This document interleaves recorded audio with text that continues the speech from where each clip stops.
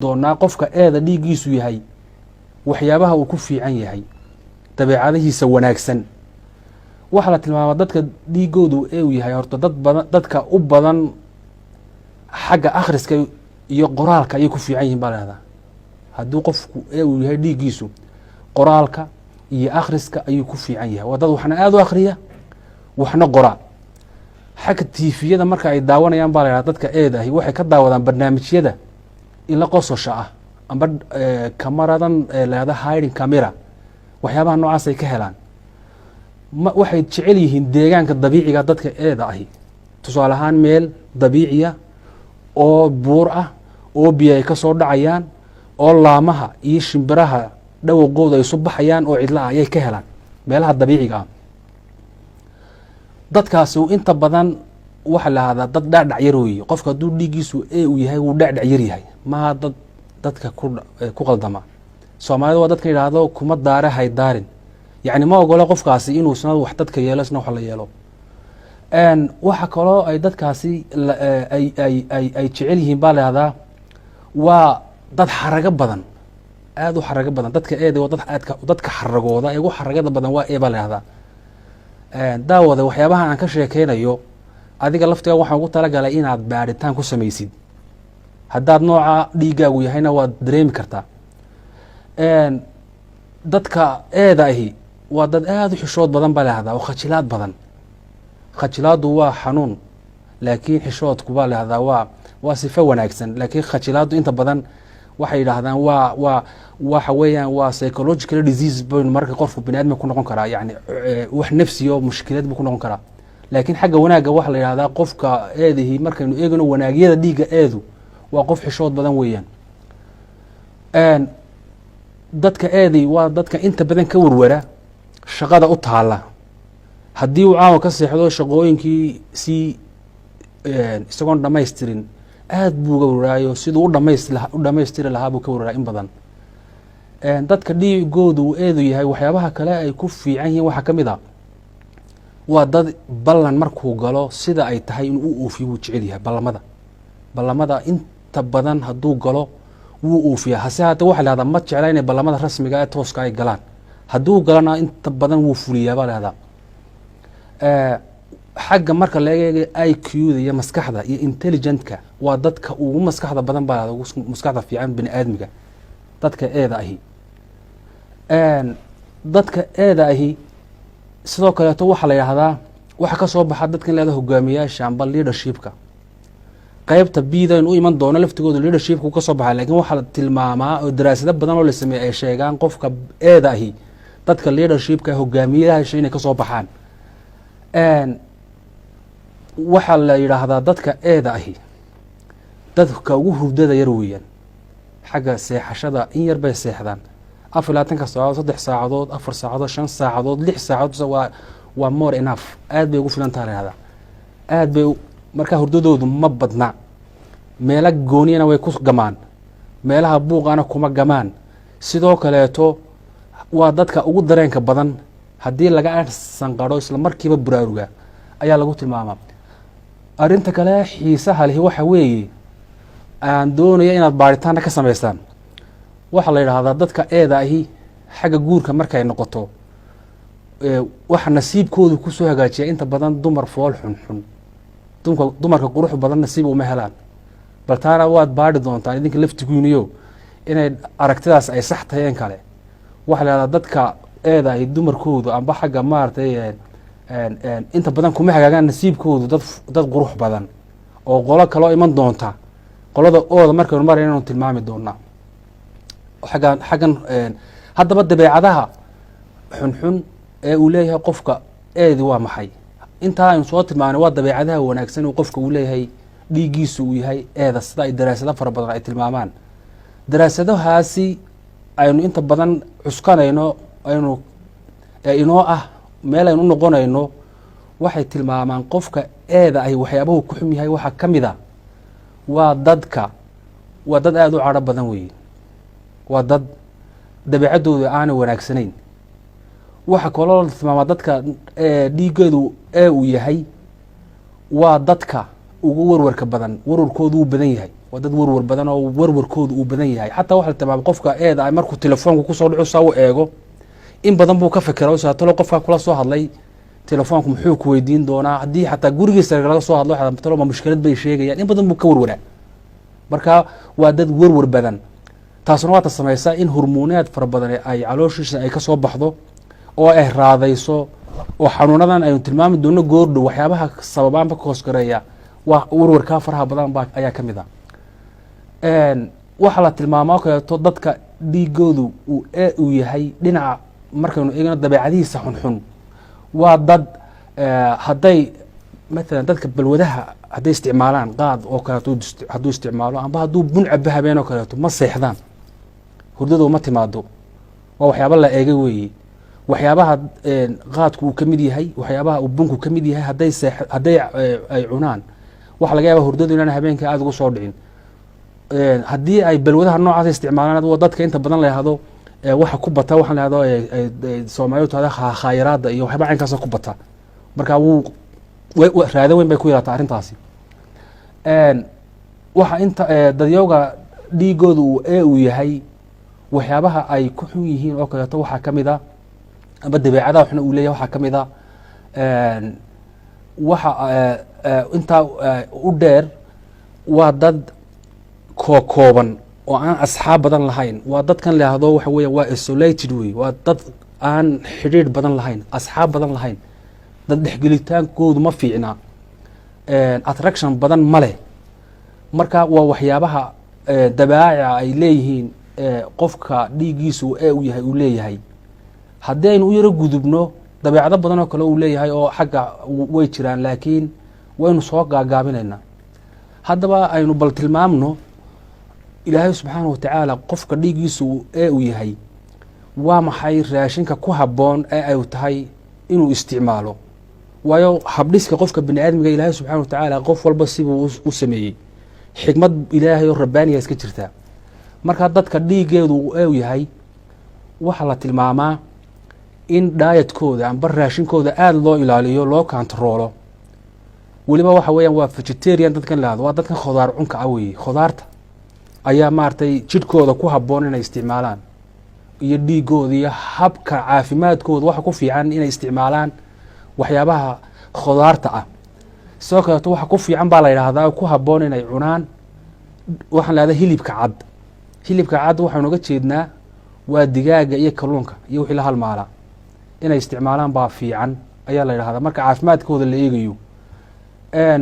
sidoo kaleeto raashinada faraha badan ee kala duwan uma wanaagsanaa dadkaasi waayo calooshooda ciladaha ayaa ku badan hilibkuna uma wanaagsanaa hilibkan cas uma wanaagsanaa oo cilado fara badan ayuu ku sameeyaa marka iyaga waxa weyan waxa ku habboon ee jidhkooda ilaahay subxana watacaala ugu habboon waxa weeyaan waa waxyaabaha khudaarta ah iyo hilibka cadoweye aadna uma xiiseeyaan dadka eeda ahi hilibka ma xiiseeyaan xataa caanaha ma xiiseeyaan way cabaan waanay cunaan hilibka laakiin ma xiiseeyaan sida qolooyinka soo socda way ka duwan yihiin waay bal aan u gudubo waa maxay xanuunada probability ku dhici kara dadka eeda ahi daraasadahu inta badan waxay sameeyeen markii la sameeyey waxaa la ogaaya dadka xanuunka lahada kansarka weliba noocan caloosha iyo ku badan dadka eeday u badan yihin daraasaa lagu ogaaday waxaa laga yaaba haddii imanka la baadho dad fara badan 10 qof haddii la baadho oo kansar qabad in 8 ay noqdaan baa suuragala waa probability hadda waxiya maaha baan idin sheegayaa laakiin waa wax suuragal ah dadka xanuunka kansarka ugu faraha badan oo ku dhaco daraasadu waxay sheegayaan inuu yahay dadka eeda ah waa dadka calooshoodu ciladaha ay ku badan tahay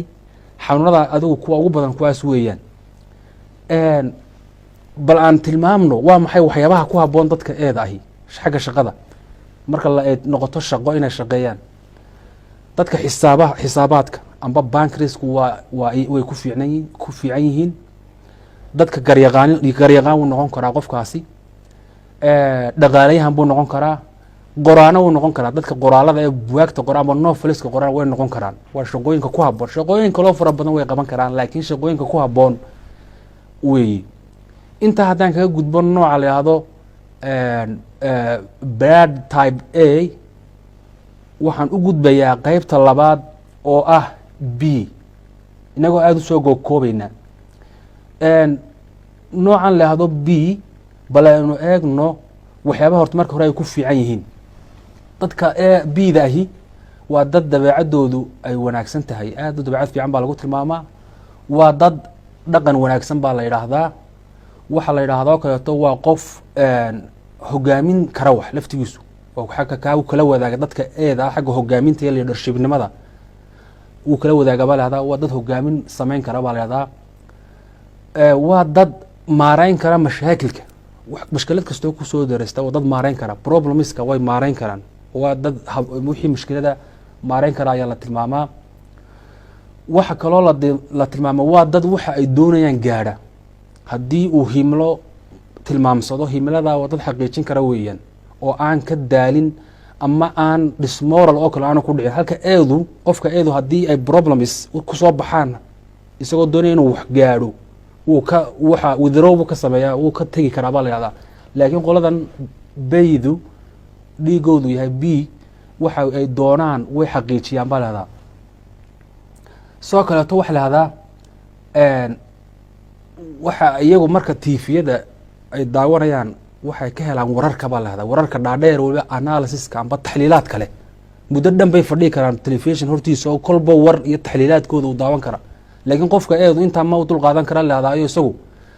barnaamijyada aan tilmaamo oo kaleeto ayuu iska jecel yahay. laakiin wararka dhaadheer ee falaqaynta leh biidu aad bay uga heshaa baa la yihahda dadka uu yahay. saaxiibtinimada way ku fiican yihiin noocani. dadka biidi saaxiibtinimada way ku fiican yihin, waa dad saaxiibtinimo iyo habdhaqan fiican leh. waa dad naftooda inta badan sharxa baa lahahdaa. waxaasaan aqaana, waxaasaan ahay, oo isa soo saara, oo qof isa soo saara wey, dad isa soo saara ismuujiya. nooca biida ayay ku badan yihiin baa lahahdaa. waxay nasiib u helaan xagga nasiibka guurka markay noqoto, dad iyo dumar qurqurux badan bay nasiib u heli karaan, oo kuwaa way kaga duwan yihin kuwii eeda. taasna waa la tilmaamaa oo waxyaabaha ay ku fiican yihiin amba dabeecado wanaagsan ay leeyihiin. haddaba waxaa jira waxyaabo ay ku xun yihiin oo dabeecadaha dhinaca xun ah. waa dadka boodada le baa lahahdaa. waa dad booda leh, markiiba xanaaqaya. sidoo kaleeto waxa lahahdaa waa casabi, waa dadkan casabiyiinta ee nerfoska ah ee markiiba maaragtay cadhada. waa dad ilow badan baa lahahdaa. ilowgoodu wuu badan yahay, waxbuu iska iloobaya. waxa laga yaba haddaad la belantid inuu ballankiiba iska iloobo ayaa la tilmaamaa. dad aada dhugashadoodu ma badna bay dhahdaan. dadka dhugashada badan ma aha, aada wax ma dhugtaan. sidoo kaleeto waxa lahahdaa marka ay wax qabanayaan mas-uuliyad badan iskama saaraan, xil badan iskama saaraan wax. halka qofka eeda ahi uu ku dhimanayo wixii uu ku fikirayo isla wixii fuli. laakiin qoladan waxa lahahdaa biid ahi mas-uuliyad badan iskama saaraan wixii ay qabanayaan. haddaba cuntada ku habboon waa maxay noocan biid ahi? number one horta waxa ku habboon baa lahahdaa waxyaabaha caanaha iyo wixii laga dhambaasho, wixii laga sameeyo caanaha. waa raashinkooda koowaad ee jidhkooda ilaahay subxana watacala siduu abuuray ku habboon. cuntooyinka midhahaana way u fiican yihiin naftooda iyo jidhkooda, habdhiska iyo qaabka jidhkooda. waxyaabaha midhaha ee firiga ah kuwaasna way ku fiican yihiin baa lahahdaa. shaaha oo kaleeto way iska okay baa lahahdaa. xanuunada ku badan baa lahahdaa biida aada hawla yaabina, laakiin daraasooyin baa la sameeyey. qofkow waad baari kartaa. xanuunada ugu faraha badan waa xanuunaha maskaxda iyaga ayaa ku badan. nooca biid ah xanuunada maskaxda iyo waalida iyo waxaasa ku badan. 10 inoo waalwaala nimanka haddaynu soo qabano magaalada Hargeysa dhex maraya oo 10 kaba la baadho dhiigooda waxa laga yaabaa 8 inay b yihiin. labada soo hadhayna midna oo noqdo midna eebaa suuragala. waa wax suuragala, waa probability, wax waxiya maaha. laakiin waa cilmi baadhida noocyadaas waxa ku badan. waxa kaloo xanuunkan la yihahdo ilowgu Zuhaymerka la yihahdaa waa noocaas biida ayuu ku badan yahay. haddaba qolada biida waa maxay waxyaabaha ay ku fiican yihiin shaqo ahaan, si uu qofku dee uu soo ogaado shaqooyinku ku fiican yahay. horta baadhuu noqon karaa, dadkan baadhayaasha ah amba cilmi baadhuu noqon karaa, sirdoon buu noqon karaa, weriyuu noqon karaa. dadka farshaxanka ayaga ka soo baxa, dadka magaranaysaayay ee cilmi nafsiga ayaga ka soo baxa. shaqooyinkaasoo dhan kuwa kalena way qaban karaan, laakiin shaqooyinka aadka aklikubalka u ah waa shaqooyinka noocaasi weeye. nooca ugu dambeeya ee la yihahdo type o,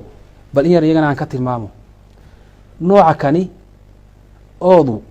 horta waxaa la tilmaama lehdaa waa dad kalsooni dheeraad a leh inta badan self sufficient kalsooni dheeraaday leeyihin sidoo kaleeto dadka dhiigoodu u owda yahay waa dad bulshaawiyaa la yidhahdaa xagga bulshaawinimada waa dad aada u bulshaawiya oo firfircoon oo isla markaasi inta badan inay kasoo dhex baxaan dadka ka muuqdaan ayay jecel yihiin waa dadka caanka noqda weeyaan dad caan inay noqdaan oo mujtamaca ay ka dhex muuqdaan ayaa weeye dabeecadooda ay jeceshahay oo waa dad attraction bay leeyihin soo jiidasho waa dad adkaysi badan baa lahada jidhkooda xataa jidhkooda difaacooda adkaysigu u leeyahay waxa weeye xataa xanuunada difaac bay u leeyihiin qofka eeda duriga uma adkaysan karo xataa hadduu u yahay laakiin dadka oodahi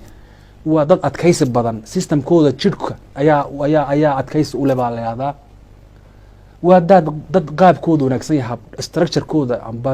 maaragtay physical appearancekooda aada u fiican yahay oo qaab dhis le weeye waa dad maareeya mushkilad kasta oo ku timaada way maareeyaan waa dad nasiib wanaagsan inta badan aada u nasiib fiican weeye waa dad seexan kara waa dadka ugu hurdada badan baa la tilmaama 24 hours buu seexan kara bale dadka oodahay 24 saacadood buu hurdi karaa haddii durbaan laga agtumo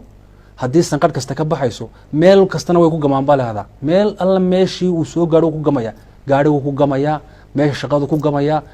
dadka xagga hurdada waa ku fiican yihiin hadduu bun cuno hadduu jaad cuno wax alla waxaaso dhan waxba ka qaadi maayaan sidoo kaleeto dumarka ugu quruxda badani dadka ooda ayaa guursada haddii la baadho imaka dadka ooda ahi waa dumarkooda waa dadka ugu quruxda badan yihiin waa wax la baadhi karo weeyaan sababtuna waxa weeyaan waa dad habdhaqan fiican lahoo kan eeda ahi isagu nasiibkiisu wuu xumaado gabadh foolxun igu soo hagaagaysaa de waa qof dabeecad wanaagsan male waa qof aada u furfuran ma aha marka hal qof unbuu la sheekaysanaya qofka ula sheekaysto nasiibkiisu markuu soo hagaajiyo taasunbuu ku dhacaya halka oodu toban buu isagu la sheekaysanaya ninkan maaragtay dabeecadda fiican toban buu isku wadaayo mid doono markaa ka xulanaya marka waxa waa dadka ugu nasiibka wadaana ugu nasiibka fiican ee dumarkooda ay qurux badan yihiin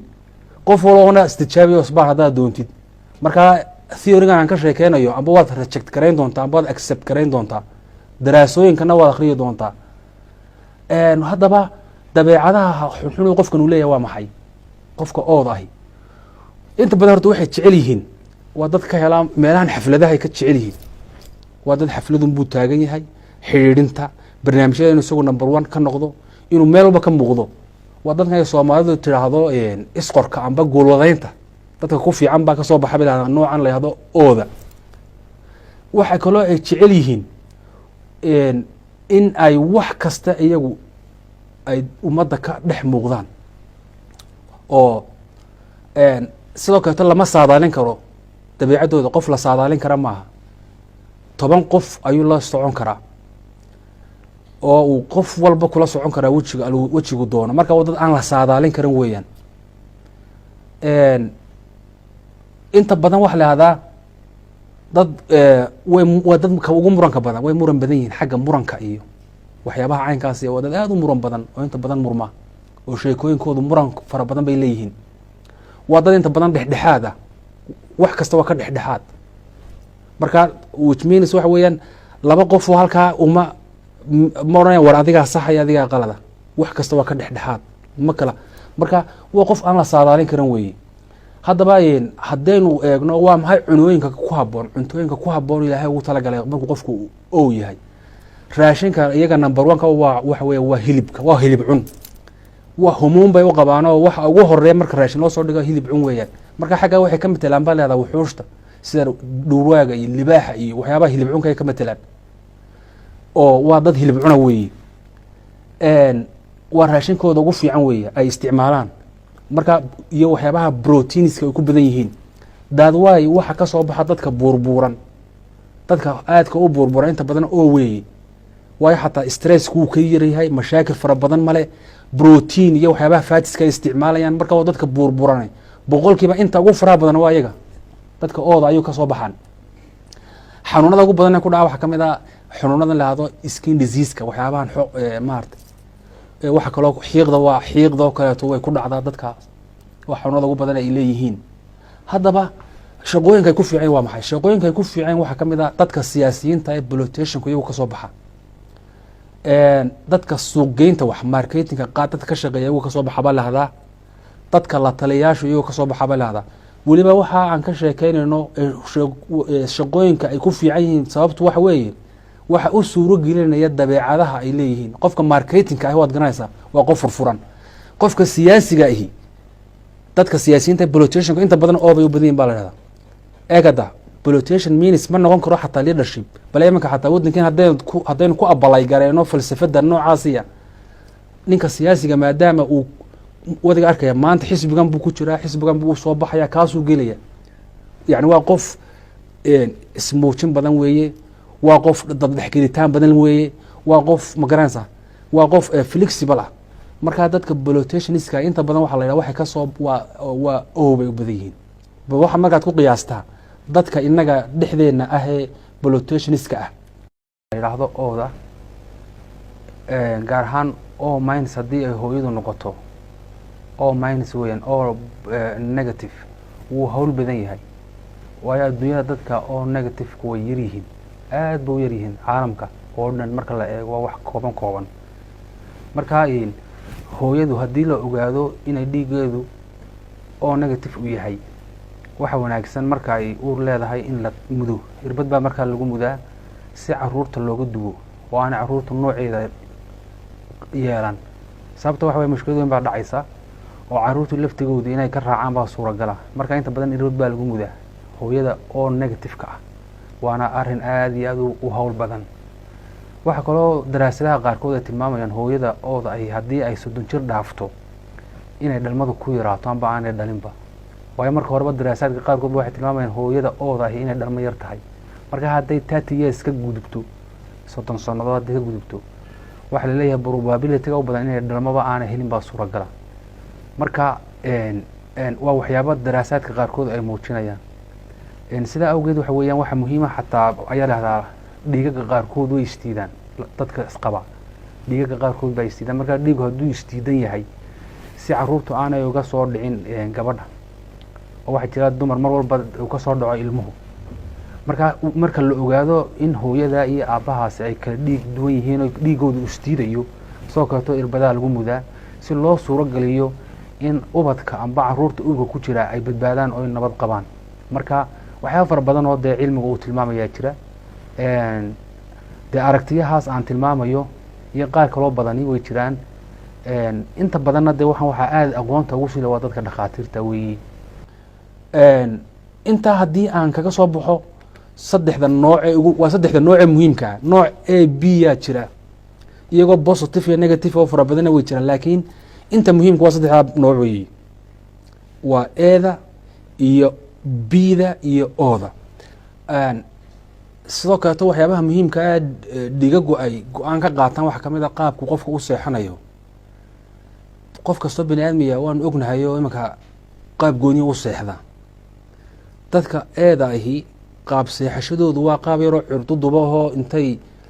way isduubaanoo intuu lugaha soo laabo ayuu madaxana gacanta hoosta ka geliya waa dadka eeda ahi inta badana iyagoo fikiraya uruursan bay seexdaan balaaday gamaan qofka ooda ahi intuu dhabarka isu tuuro labada gacmood iyo saa isu kala bixiya baa la yahda ayuu iska gama isagoo markiiba iska gamaya waa qolada ooda ah dadka biida ah iyaduna dhabarka uma seexdaan waxaa laga yaabaa inay ku bilaabaan hurdada intay caloosha u seexdaan lugahana midna uu saa u yaro taago kadibna wuu isna wuu gamaya laakiin noocan eeda ahi iyadu way mushkilad badan tahayoo sidiisaba dhiiga noocan baa iska problem badanoo si yaroo curdudaba ahoo uu isa soo wada koobiya u seexanaya marka xataa xagga hurdada ayaa uu go-aan ka qaataa nooca dhiiggaagu yahay waana baaritaankana waynu wada samaynayna daawade baaritaanka waynu samaynayna qof walba waad baaraysaa waxa kan aan ka hadlayo sidoo kaleeto waxaa la tilmaama xagga timeka marka maamulidda timeka inkastoon jecelahay maamulidda timeka inaynu wakti ku qaadan doono iyo barnaamij gooniya oo qaabkan ay dadku uga hadlaan buugta uga hadla qaab ka duwan baynu uga hadli doonaa markaynu ka hadlayno maamulidda waktiga oo program dhan buu noqon doonaa laakiin waxaa la tilmaamaa marka ay noqoto xagga timeka iyo maamulidiisu dadka eedaa ugu fiican baa leedaha barnaamij kastaba saad ku arki doontaan sawirada halkan 8 program sida u kala horeeyaan buu qofka eedu mid walba uga soo baxaya ilaa barnaamijka koowaad ilaa barnaamijka ugu dambeeya ilaa ka ugu horeeya sida ugu habboon buu u maamulanaya. halka dadka ooda ahi 8 barnaamij labada maalmood ee ugu dambeeya buu wixiiba hal mar uu dusha kaga dhacaya. qolada biidahi markuu barnaamij iyo shaqo uu qabanayo kolba intuu yar qabto ayuu ka tegayaa isagoo goosa ayuu shaqooyinkiisa u qabtaa. waxa iyadana la yaab leh noocan la yiraahdo AB ee isku jira 8 halkaa waad arki doontaa markaynu ka hadlayna time management waad arki doontaanoo maalinta ugu horeysa ayuu si madaxa u wada dhiganaya wixii oo hal mar buu doonaya wixii inuu wada qabto oo markaasuu culays xad dhaaf u saaraya. marka xagga time managementka laftigiisu ama maamulitaanka waxa go-aan ka qaataan nooca dhiigaagu yahay ayaa go-aan ka qaadanaya. marka daraasooyinkani waxyaabo fara badan ayay go-aan ka qaataan oo noloshaada ah. marka waxa muhiim ah qof kastoo bini aadmiya amba dadkan programkan daawanaya barnaamijkani in ay ogaadaan nooca dhiigaagu yahay. how ogaan oo quraato hadday dhibaata kugu dhacdo amba qof dhibaataysan in lagaaga shubo dhiig amba adiga dhiig lagaaga shubo ha u baran, laakiin waxaad u barataa noloshaada oo dhan buu saameyn ku leeyahay qaab dhiigaagu nooc uu yahay. raashinkaagaan idhi waxaanu idhi xanuunada ku dhici karaan idhi waxyaabuhu ku fiican yahay waxyaabuhu ku xun yahay shaqooyinka uu ku fiican yahay ee ay tahay inuu doonto. daraasadaha haddaba haddii aan intaa aynu kaga baxno bal tilmaamaha kookooban weliba aadka u kookooban aan soo qaatay haddaan in yaroo scientific amba cilmiyana tilmaamno waxaa la yidhahdaa xagga sideebay dadku ku kala yihiin dhiiggan sidee ku kala badan yahay. daraasaduhu waxay tilmaamaan nooca eeda dadka ahi 42% weeye 42% weeyaan halka dadka oodo ahina ay yihiin 46 baladeegsay maad 46 waa o 42 waa e halka biida nooca biida ahi waa 9% 97 weeyaan. saddexda soo haray waa nooca e iyo biida weeyaan. saddexdaa soo haray saddexdaas soo haray 3% markaanu leenahay 3 baa soo haray waa A iyo B. haddaba daraasadaha kale daraasaduhu sidoo kale waxay tilmaamaan qolada dhakhaatiirtuna way arrintaa iyaga inooga aqoon badan dhiigga oo la yidhaahdo waa qaybiye oodu eeda iyo biida iyo eedii biida intaba wuu siin karaa oodu halka eedu eedii biida way siin kartaa biiduna e iyo b way siin karaan iyaduna waysa siin kartaa biidu eedu iyaduna waysa siin kartaa e iyo b iyaduna waysa siin kartaa. marka daraasadahaasa lagu ogaaday waxyaabaha aan soo tilmaamay. waxaan ku soo gabagabeyneynaa brograamkeenan aadka u kooban waxaa habboon inuu qofku ogaado xidhiidhka dhiiggiisa iyo dabeecaddiisa xidhiidhka dhiigga uu leeyahay iyo xanuunada uu halis noqon karo xidhiidhka dhiigga nooca uu leeyahay iyo raashinka ku habboon xidhiidhka dhiiggiisa ka dhaxeeya iyo shaqada ku habboon ee tahay inuu doonto. taa macnaheedu maaha 100% theoriska iyo waxyaabaha aynu akhriyayna waa sax maaha. waxa saxda waa qur-aanka iyo sunnaha nebiga laakiin waxan waa daraaso dad baa sameeyey waanay noqon karaan sax waa noqon karaan qalad. laakiin daraasaadkan dad baa ayaa sameeyey oo in badan ka sameeyey oo waqti badan ku bixiyey soona ogaaday. inta badan researchyadana waxa weeyaan research marka la sameynayo amba daraaso waxbaa lagu soo ogaadaa xog baa lagu aruuriyaa waxaa la yihahdaa experimental baa la sameynaya. experimental means waxa weeyaan wixii baa waa la baarayaa wixii marka amba sax buu noqon karaa amba qalad buu noqon karaa. marka waxaan rajeynayaa insha allah waxaan rajeynayaa in dadka ina daawanaya ay baaritaan ay sameeyaan waxyaabahan aan ka hadlayan soo bandhigay inay sax yihiin iyo in kale. qof walba waxa laga rabaa maanta buwaag baad helaysaa laga qoray blood typeka iyo xidhiidhka uu leeyahay qofka dabeecadihiisa iyo noloshiisa waad google garayn kartaa meelo badan baad ka heli kartaa. intaasoo buug ayaa waxaanu ka soo diyaariyey oo aan soo akhriyey meelo badan baan ayaa reference aan usoo qaadanay. marka qofka programkan nasiib u hela inuu daawado asaga ayaanu ka rajeynaynaa inuu isagu sii baadho aqoon dheeraad u yeesho oo aanu noqon dhiiga kugu jiraa in markaad u baahatid in lagugu shubo un aad u baahan tahay, laakiin waa waxaad ogaan doontaa dhaqankaaga, dabeecadaada wanaagsan, dabeecadaada xun, nasiibkaaga, raashinka kugu haboon ee jidhkaaga ku haboon, waxyaabaha aad tahay inaad ka afford garaysid amba aad ka dheeraatid ee xanuunada kugu dhici kara. marka daawade intaasaan kusoo gabagabeynaya barnaamijkaasi. intaynu mid kale isugu iman doono oo kanoo kale ah waxaan idinkaga tegaya wabilahi towfiiq. wasalaamu calaykum waraxmat ullahi wabarakaatu.